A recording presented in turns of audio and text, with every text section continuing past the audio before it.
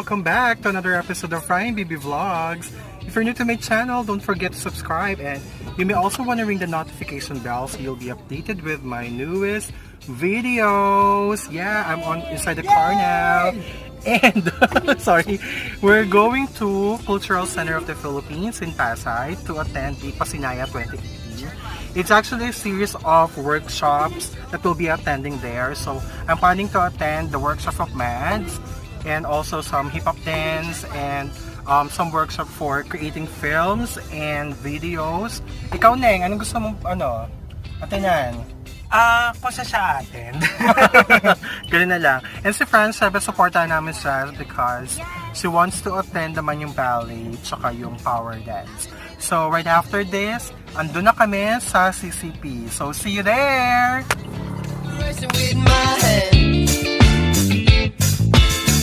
I've been thinking I've been peeking at your door. I've been missing your permission, but no. Finally inside now of CCP complex, and I'm just lining up now for the... I forgot. Basic stop and motion animation. That's gonna start by 10:45 a.m.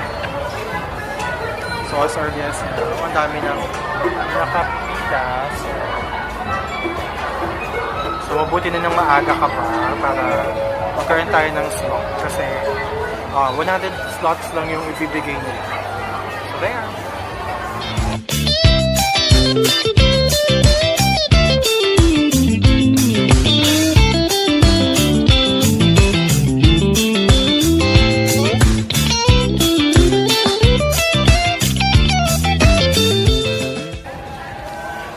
We're done with the stop and motion animation workshop earlier.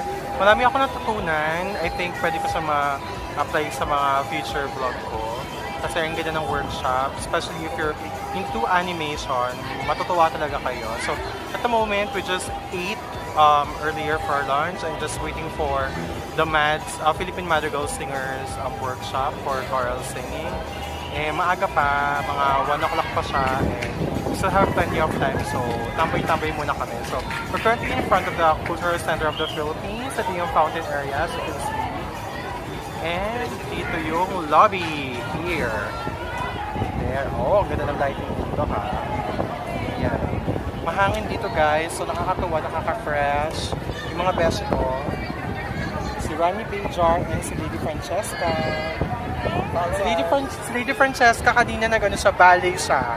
And sobrang tuwa siya. Bakit ka natuwa? Ang pogi na instructor! So yun na nga yung sinasabi ko hindi talaga yung workshop yung pinunte. Ano Ganun. May vlog siya about this as well sa Pasinaya, sa ballet. So visit niyo yung channel niya. I'll be linking down her channel below the description box. So there, pasok na kami sa loob para pumili na kami sa workshop ng MADS. I've been waiting for my baby, but no more. So we just got in. We're just waiting for the workshop to start. Medyo maaga-aga pa ng konti. Hindi mo siya ito magaling light. Ganda ko. Kami tatlo lang. We're excited.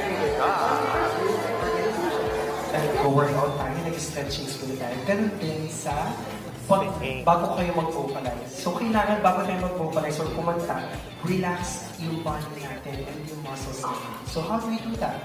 Relax natin yung neck natin, doing this.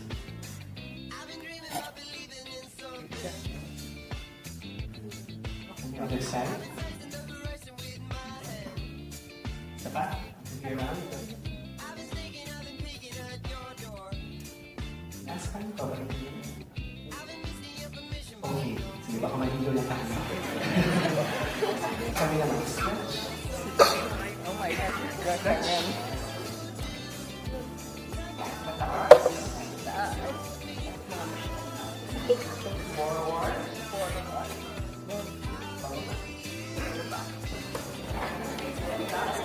Baka namin nahigop ka.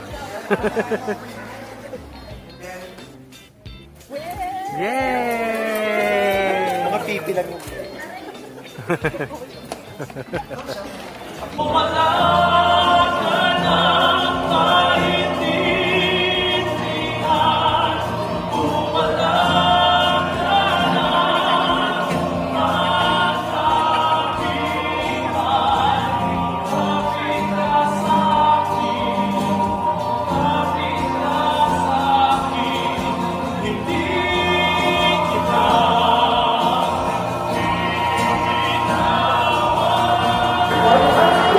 We're done with the workshop from Philippine Magical Singers. I think that is one of the most productive 30 minutes of my life. Ang dami ko natutunan talaga. And kasi nakakaano na talaga siya, nakakabitin. Kasi 30 minutes ka lang siya, pero ang dami ko talaga natutunan.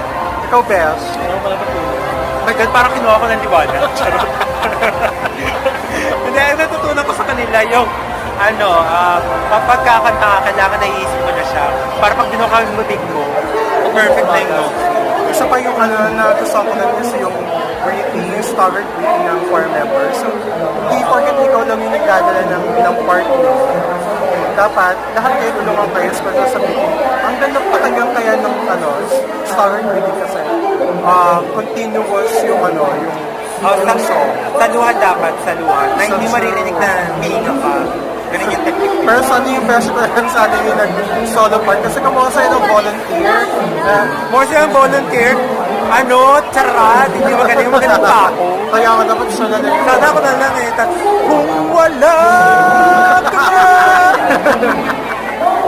Tapos tatakpan yung bibig mo bigla. Tapos gagawin ko na yung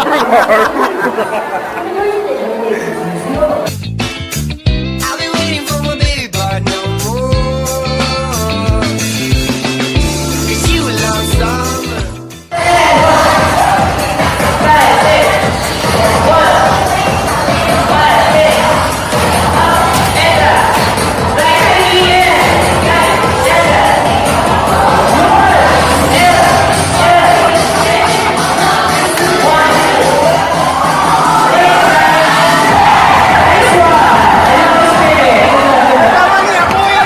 And that concludes my experience here in Pasinaya 2018. Yes, we really had a lot of fun and we learned a lot, especially yung sa choral singing part.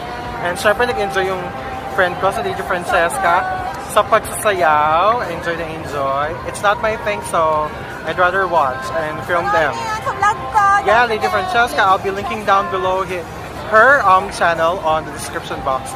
So that's it for today. Hopefully next year we'll be able to attend again Pasinaya 2019. We really had fun, and watch my vlog, subscribe, and you may also comment down below what you think about my vlog for today. And you also wanna give it a thumbs up if you liked it, and don't forget to subscribe. And I'll see you again next time on my next vlog. So that's it. Bye.